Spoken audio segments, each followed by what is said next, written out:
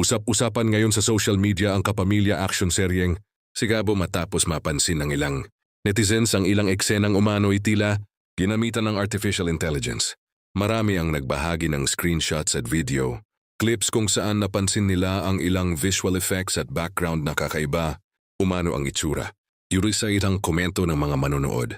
May mga eksenang tila hindi natural ang galaw ng ilang detalye sa paligid, dahilan upang isipin ng iba na posibleng gumamit ng AI, technology ang production sa ilang bahagi ng serye.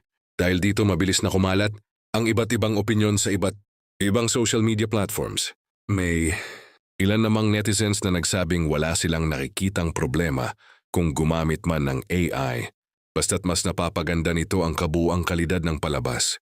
Para sa kanila isa lamang itong modernong teknolohiyang maaaring makatulong sa mas mabilis at mas episyenteng paggawa ng ilang visual elements. Samantala may mga taga-suporta rin ng serye na nanawagan sa publiko na huwag agad maniwala sa mga haka-haka.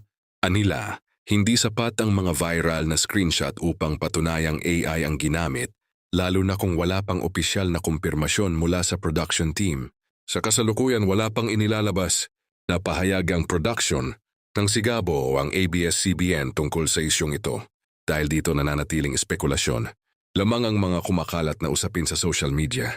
At wala pang opisyal na ebidensyang nagpapatunay sa mga naturang aligasyon. Habang hinihintay ang anumang opisyal na paglilinaw, patuloy pa ring sinusubaybayan ng mga manonood ang bawat episode ng Sigabo. Inaasahan ng marami na mabibigyan ng linaw ang usaping ito upang matuldukan ang mga haka-haka at mapagtuunan. Muli ng pansin ang kwento at mga karakter ng serye